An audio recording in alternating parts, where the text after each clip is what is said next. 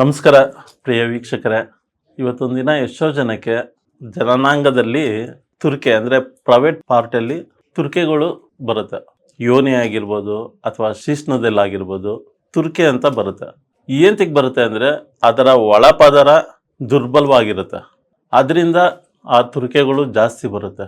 ಅದಕ್ಕೆ ಈ ಸೀಸನ್ನಲ್ಲಿ ಅಂದರೆ ಈ ಮಳೆಗಾಲ ಸ್ಟಾರ್ಟ್ ಆಗೋ ಟೈಮಲ್ಲಿ ಈ ವರ್ಷಕ್ಕೊಂದೇ ಸಾರಿ ನೇರಳೆ ಹಣ್ಣು ಬರುತ್ತೆ. ಆ ನೇರಳೆ ಹಣ್ಣನ್ನು ನೀವು ಯೂಸ್ ಮಾಡಿ.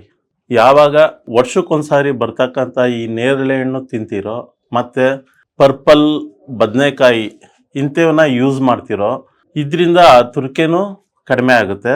ಅದ್ರ ಜೊತೆ ನಿಮಗೆ ವೀರ್ಯಾಣು ಜಾಸ್ತಿ ಆಗುತ್ತೆ ಮತ್ತು ಲೇಡೀಸ್ಗೆ ಅಂಡಾಶಯದಲ್ಲಿ ಮೊಟ್ಟೆ ಉತ್ಪತ್ತಿ ಜಾಸ್ತಿ ಆಗುತ್ತೆ ಮತ್ತು ಫಲವತ್ತತೆಯನ್ನು ಕೊಡುತ್ತೆ.